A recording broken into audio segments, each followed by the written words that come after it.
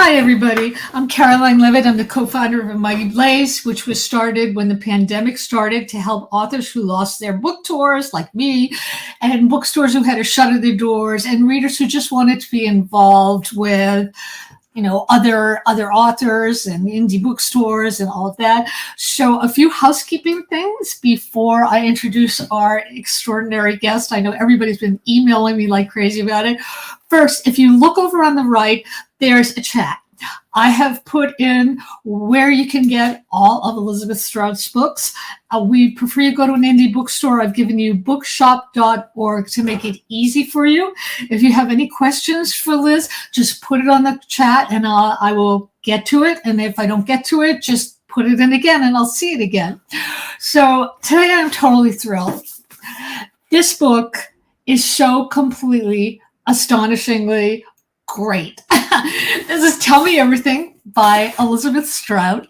It's just become an Oprah Book Club pick. It's got extraordinary reviews. The Guardian says it's quietly stunning. The New York Times says it's beguilingly unpredictable. The Christian Science Monitor says Strout packs more empathy into a single page than most writers scatter throughout an entire book. There's no such thing as an unworthy story. It's just an extraordinary book. So let me tell you a little bit more about Elizabeth, and then I will shut up and let her talk. Tell Me Everything has the unique publishing feature of being not only the fifth Lucy Barton book and the third Olive Kittredge book, but it's also the second Burgess Boys book. And I was briefly talking to Elizabeth about how much I'm just so madly in love with Bob Burgess. You could also say that this book is the second Amy and Isabel book because they appear in the book towards the end. And I just about fell apart when I saw that because I love those characters so, so much. So Tell Me Everything takes all of the characters and sort of intertwines them, but it's also kind of a mystery. One of the character, Matt Beach, his mother's found dead. He becomes a suspect, and Bob Burgess helps him get through it in more ways than one. But it's also a profound love story, and it's also about love in general, and it's also about why we tell stories and how we listen to stories and how we know people through the stories they tell. Liz, thank you so much for being here with your gorgeous book. I'm so thrilled to have you here and so honored. And you're just one of my favorite people. So thank you so much for having me here. Thank you so much. I'm going to tattoo that on my forehead. All right. So the first thing I want to ask you is, at one point in the story, Olive asked Lucy, I don't understand. What's the point of this story you're telling me? And Lucy says, people is the point. People and the lives they lead. That's the point of the story. And I think it's the point of this novel, too, where these interlapping stories move around. It's a mystery, but it's around a bigger mystery, how we connect, how we love, and even how we don't or we can't or we want to and we can't.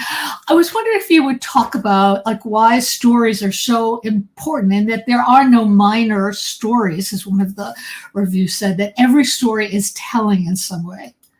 Well, when you think about it, everybody has their story. Every single person walking down the street has their own story. And this has always, always intrigued me beyond measure. Ever since I was little, I remember thinking, wait a minute, what is your life like? What is your life like? And so I have always, as a writer, been intrigued with the lives of people that I will never know. And most of us will never know. And most of our lives will be unrecorded. And even if they're recorded, they won't be accurate because we live, we have an internal life and then we have our external life, which is what most people respond to. And so I'm just fascinated with what we can tell each other about our lives or other people's lives to try and just excavate the tiniest bit of understanding what goes into somebody's life, especially these so-called ordinary people, because as far as I'm concerned, there's nobody who's ordinary. I think everybody is extraordinary. And so that's what I'm interested in as I was writing this book. And I'm always interested in that. I agree with you. And all of these people are extraordinary. And actually, one of the things that I love so much about all of your books is that these characters have lives. And by that, I mean, when you close the book, you still see them. I told you before we got on, when I came to the part about Isabel, who lives next door to Olive, instantly I remembered things about her past that, like, oh my God, Isabel, like she had married I remember that adjective, a kindly pharmacist.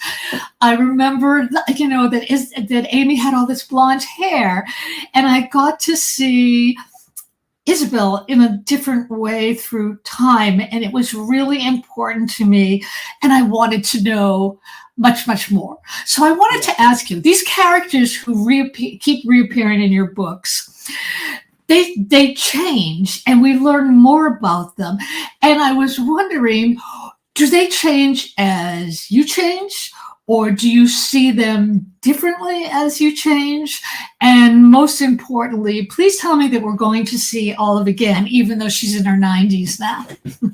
Well, that first question is very interesting. Do they change because I change? I suppose they do. I hadn't even thought of that, but I go along and I learn more about, or I feel like I learn more. I probably don't, but I have a sense of absorbing a little bit more about life every day or every year, and so I think that I do bring that to these characters in their own lives as they get older as well. And I don't know if we'll see all of that. I have no idea, because I never intend to write about these people again. I never set out to do that, but I've obviously done it. And That's great. I'm just going to say that Olive is never going to die on my watch. Oh, thank you. Thank you so much. Thank you so much. Thank you so much. So, I also want to talk about, I love the title, Tell Me Everything, which is something that Lucy continually says.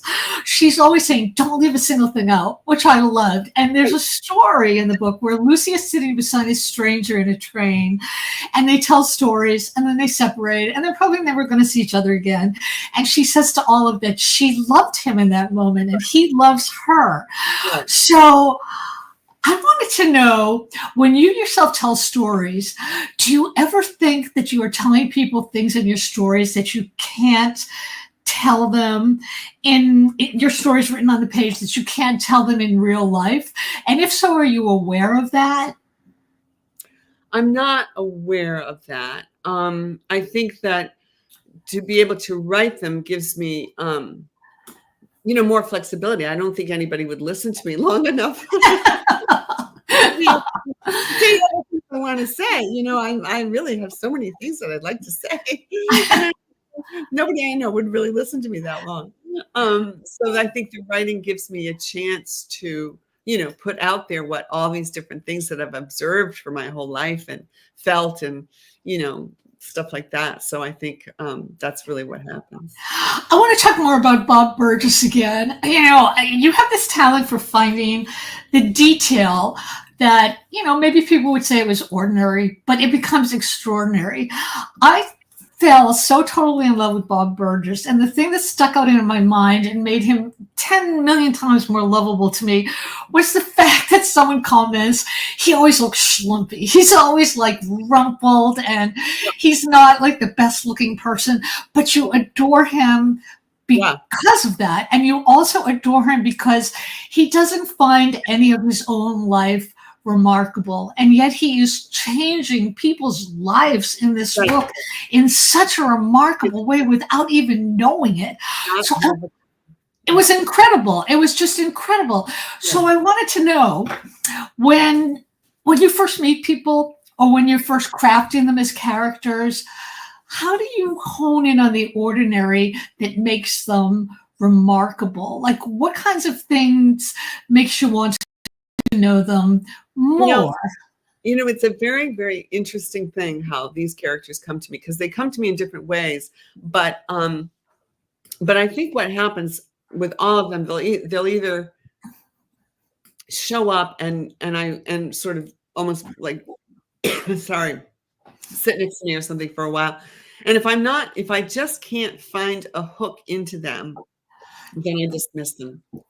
And if I can, after they sit there, especially somebody like Bob Burgess, he just sort of quietly sits there. Bob. You're such a good person. I love it. He's always Bob. The characters always say that because you're always Bob. And Right. we know exactly what that means. We know Right. exactly what that means. There's so many times in the book where somebody calls Bob. She called Bob or he called Bob. One line, they call Bob. They always call Bob. Everybody needs a Bob. I'm going to go to, you have a bunch of questions. So I'm going to give you a few now. Let me just put it up. Okay, from Jan Alexander. How do you keep track of every character's comings and goings? Is there a system? There's not. I think it probably should be, but I'm a very unorganized person. That's the truth of it. And my work is very unorganized until at the very end when I pull it together. But somehow these people that have stayed in my life, these characters that have stayed with me, I somehow seem to know who they are and what's going on. So I'm sorry that I don't have a timeline or anything written down about them, even though I probably should, but I don't. Do you dream about them? Do you dream about them? I never dream about my characters, but I think about them as, like if I'm walking down the street or something like that, I will think, oh, right. Or something, so I think about them a great deal as I'm working on them, even if I'm not writing. Here's another question from Elaine. Olive is so clearly not you, but when you made Lucy a novelist, was that a complicated choice? And I would want to add that I bet there is some of you in Olive. Well, that's a really good question because first of all, there has to be a part of me in every character I write, or I won't be able to write them because I'm the only person that I know. Even if I barely know myself, I'm the only person who's, you know what I mean? So there has to be a tiny nugget that I can latch on to in these different characters, no matter how different they are. There has to be some tiny nugget that I can find to be accessible so they can be accessible to me. And yes, the question is a very good one. When I decided to make Lucy a fiction writer, that felt so risky and scary because first of all, Lucy, most of those Lucy books are written in the first person. This one is not, but she originally came to me as a voice. And so I had to write her in the first person. And that was scary enough. But then when I made her a writer, I thought, what are you doing? This is crazy. But I had to make her a writer because when she stayed after school, because she was so cold as a kid and she would read books. And as soon as I read that sentence that I'd written and the books brought me things, I thought, oh, she's going to be a writer. So I had to make her a writer, but it felt very risky because I was very worried that people would think that I was Lucy Barton. And now I don't care what people think. I love that. See, that's Olive. That's Olive. Olive wouldn't care. It doesn't matter. That's wonderful. I want to talk about friendships and friendships over time because there's so much of that in Tell Me Everything. As we change, our friendships always change. But I wanted to know if you felt it was the ability to really converse with each other that's the glue that keep us together. That it's not enough just to bond our exterior lives. We have to really talk and bond our interior lives as well. Is that true or? I think that's very true. And I think that not only do we need to tell people things, but we need to listen. And this is what I learned as I was writing this book, not consciously, excuse me, but once it was written, I realized, oh, most people do not listen that well. They will listen for a brief amount of time. And then, it's just mostly, I think, who we are. But to really find somebody who's able to actually enter into what you are saying, or you can enter into what they are saying in a very real way, that's quite a gift. It is a gift. And as I read the book, partly why readers love these characters so much is because they don't even realize how brave they are by saying what's on their mind and revealing themselves and how much they're helping other people. It's a tremendous thing, especially now where so many people are, a cell phone culture. And, when they walk down the street, they're not thinking and daydreaming, they're on their phones. So I feel a conversation is really, really an intimate act. It is. It is. That's why Jim tells Bob, but you guys talk. And he said that he remembered a director one time said talking is sexy. And I thought, oh, very interesting. Because I mean, whatever. I just think that I think talking and really listening is very, very important. And It's hopefully we Mhm. can do more of it. Okay, this is a quote from you. It says, the two characters that I've written who are older are Olive Kittredge and Lucy Barton. It's interesting because as I wrote them, it was their character that was most important to me, and their age was simply a piece of that character. So even though I knew I was writing about older people, I didn't think about that in a way, except to make sure that they were always who they were. I think that is tremendous on so many levels. First, because I always feel that there are certain stereotypes that people use when they're writing about older people, and it doesn't have to be that way. And second of all, that feeling that if we're really authentic in who we are, we pretty much will still be authentic Yeah. in who we are, no matter how old we are. Yeah. And it felt to me like those people were who they always are. And I just, there's really nothing for you to talk about there, but I just sort of wanted to bring that up because it was so amazing. So tell us about Bob being a sin eater.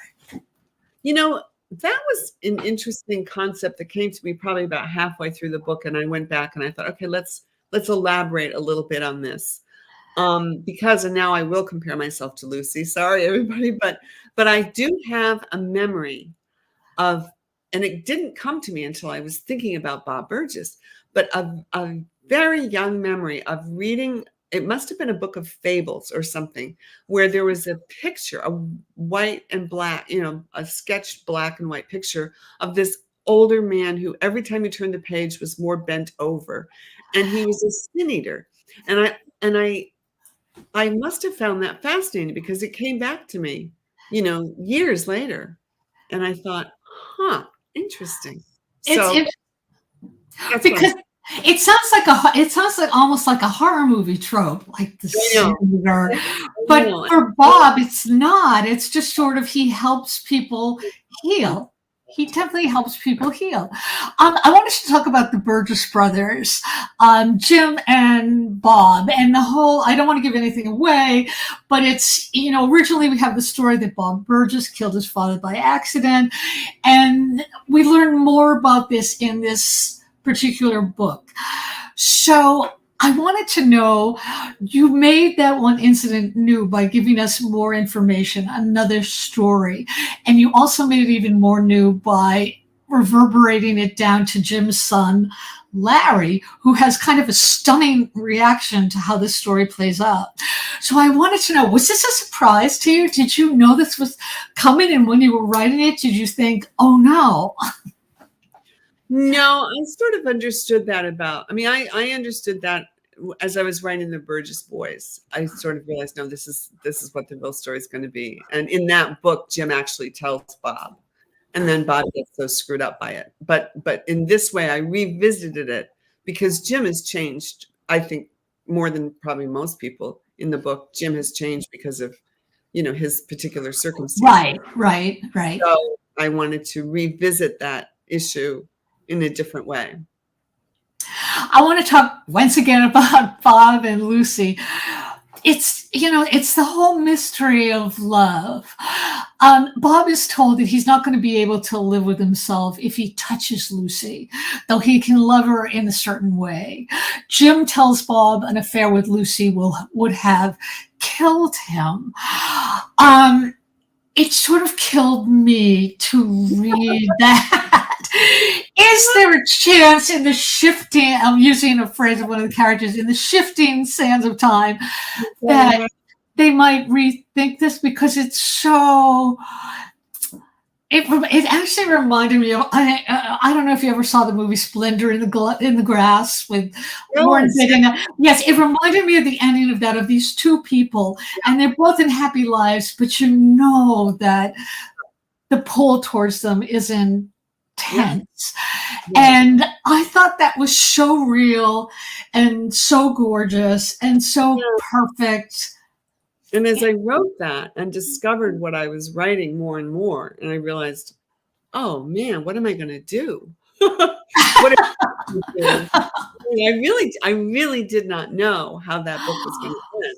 Oh, And then I finally realized he's Bob. He's he's just gone. able to do this. It's like, you know what? It there's a saying I use about books where it broke me in the best possible way because it was true. It Yeah. was true. I mean, there's a lot about like redemption and healing and in the book, but the thing that I also loved in the book was that even with healing and redemption, there are still scars. Yeah. But the important thing that I felt, and you can tell me if this is true or not, is that those scars are almost badges of courage. You know? Yeah. Yeah, and you had earlier, like a few paragraphs ago, mentioned the bravery of these people in talking to each other, and I wanted to honor the bravery of people. I honestly think most of us are quite brave without even realizing it. Yes. And I wanted to honor that because I think that we are, and we go forward no matter what. We do go forward, and it's really brave to risk being intimate in your conversation with another person and really bearing your soul. It's it's actually much easier to hide who you are and to not speak out, about the things that embarrass you or hurt you or whatever. Those are the things that make us human. Yeah. Those are the things that make us human. All right. So you said from a very young age, you wrote things down. Like, what kinds of things would you write down? Like, this flower made me feel one way, or? Well, I just remember my mother was the one who made me do that. I mean, she encouraged me to do it, so I did it. Okay. So I do remember, one thing I specifically remember is when I was probably 5, 6 years old, we went to the next town over for me to buy my little yearly new red sneakers. And when we came home, my mother said, and back then they actually had shoe salesmen in department stores. And she said, now write down what that man was like that sold us the sneakers. So I did. That's so great. Yeah. That's such a smart thing. We got another question for you. Did you always keep a diary? I have always been writing things down my entire life. Yeah. Yeah. Always. Okay. And we have yet another. There were probably a few years there in college or something when I did not keep a journal, but otherwise I always. Okay, how did you navigate the complexities of memory and personal history in shaping Lucy Barton's character? And what insights do you hope readers take away from the nature of storytelling in our lives? Okay, so how did I navigate the complexities of memory and personal history? I don't know. I love it. It's a perfect writer answer. No, I mean, I'm sorry, but I don't know how I did it. I just go back to saying when I'm writing about a character, I try and stay true to who I know that character is, even though that character will surprise me, because people do surprise us, but it always has to be a surprise that will come from the character himself or herself. Okay. I'm thinking as I'm writing. I wanted to say there's another quote. It's not actually a quote. It's just something that at the end of the book, Bob notices that the air is more than just air, that the air is full and wonderful. And then he has some ruminations about, is there a God who cares about people or about the world? And then he realizes it didn't matter to him. And I thought that was such a moment of transcendence. Right. I actually found this novel incredibly spiritual in the best way, because I felt that it makes you realize how every moment matters, and in every moment there's possibility. Am I reading into this, or was that like a... Well, I'm very glad you mentioned that, because nobody else ever mentioned that line, but the transcendent part is exactly what I was aiming for. That's the perfect word, and actually in all my writing, I'm always hoping to give the reader some moment of transcendence. I mean, just to transcend themselves and to see other people and the world in a little bit of a larger way.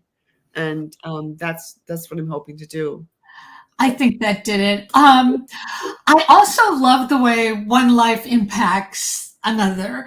I don't want to give anything away, but I did already say that Isabel shows up again, and she's trying to make a decision, and it's an important decision, and her decision is crafted because of a conversation with Olive. And I thought, that is just wonderful. That is the good storytelling can open up people to possibilities. It Yes. absolutely does. It absolutely does. Yeah. So I wanted to know, do you ever reread the books that you've written? Because in reading this, I immediately found my copy of Amy and Isabel because I want to read it again because you brought them up. Do you ever reread your books, and what do you think when you reread them? Do you want to change them? That's a very good question. And I have never reread anything except for Amy and Isabel, which I read about 4 years ago. I just came across a copy and I thought, and I was very tentative whether I should do it or not. But I started it and I actually read through the book and I thought, okay, it stands. And then I thought, okay, let's not do this ever again. That was so funny. There's this, I had written this question and I can't find the question, but I remember what it was. There's a stylistic thing you do in this book that I just love because it created more intimacy. It's almost authorial where you will say, well, now we see that Lucy did such and such, and as you remember, Olive did such and such a thing. And I absolutely loved it because it was first of all, it was so seamless. It wasn't like you were going to stop and wonder, who is saying this? Is that Elizabeth? Is that somebody else? It just seemed like we're all in this family of man. So I wanted to know, when did you decide on using that stylistic choice, or did it just happen? No, it didn't just happen. I mean, I have one first reader, and I've had her for 40 years. She's the woman I dedicate the book to, the first person that I dedicate that book to, because she's been so important to me, and she's my only first reader. And when I sent her a few pages of this book the first time, she wrote back and she said, I think you need a larger narrator. And I realized, oh, of course I do. And when I found this narrator, who's a different kind of narrator for me. This is a very large, all-seeing narrator, and yet I hope it's also very inclusive. So the narrator is like back here being able to describe everything, including the roads and the trees, and yet can swoop down and include directly the reader. I mean, I'm always writing for a reader, and I always do. But this time it was like, okay, there's a lot of things happening here, so don't worry, reader. I am here. Meaning the narrator says, you're going to be okay. And so that's how I came up with that. It was great. It was like a story. It was like somebody telling you a story about other storytellers. And I just noticed it. And it always made me, sit up and say, oh, you can do that.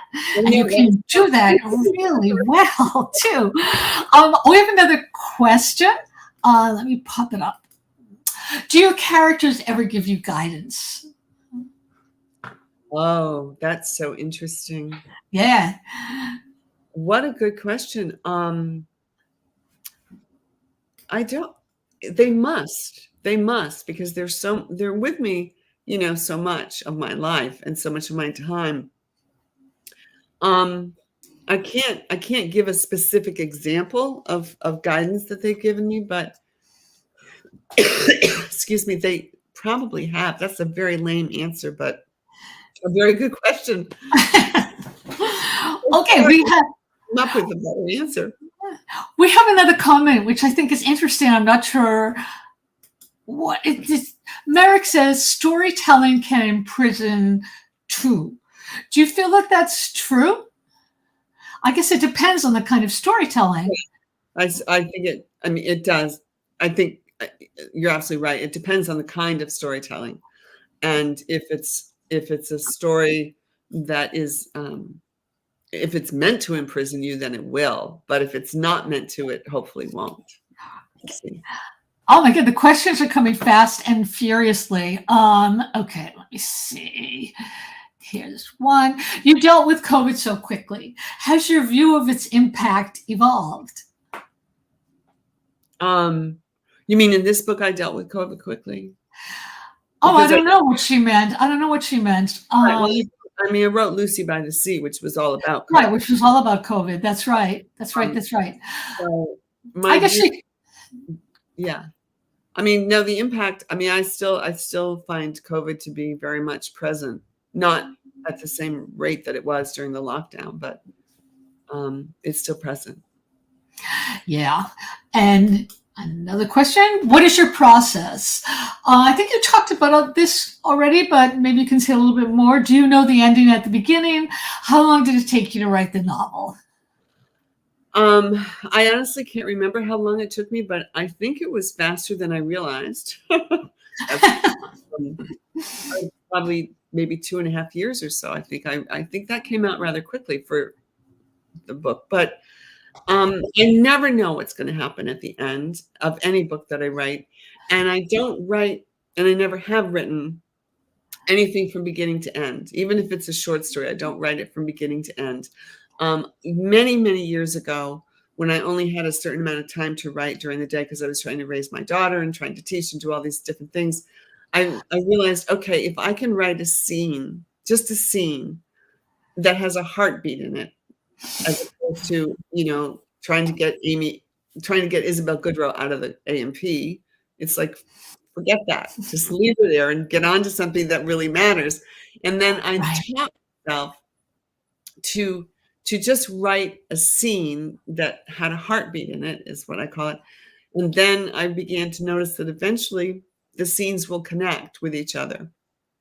And that's still fundamentally how I write a book. Okay, we have another one from Merrick. Do you like paring down your novels? I assume, Merrick, you mean editing and revising? I guess that's what he means. Do you like the editing process? I love it. I mean, I write a sentence and I cross it out, and I write another half a sentence and I cross that out. And then, so I edit as I go along all the time. And then I have a number of edits when it's, when I have more. So I very much like paring down. Yes. And another one, do your friends ever accuse you of sounding like Lucy or Olive? Oh, that's so funny. No. That's really interesting. That's a very interesting question, but no, nobody's ever told me that. That's very, very interesting. Oh, and yet another question. Everybody was shy at the beginning, and now they're here. Do you type or write by hand?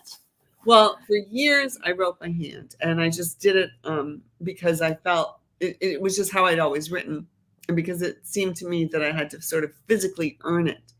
But as time has gone on, my handwriting is so bad that honestly, sometimes I just can't even read it. So now I work more at the computer and print it out and then mess it up by hand. Okay. I have two questions that I always ask writers, which really say more about me than the writer. The first question is, what is obsessing you now and why? Beside politics, Yeah, which is obsessing everybody. just tell me. Well, I'm not going to answer that. Sorry. Okay. That's okay. That's really interesting. Okay. I bet that comes out in another book. Okay. That's great. I love it. I love it. Sorry. So sorry. No. That's perfect. And this is another question that somebody asked, actually surprised me with in an interview.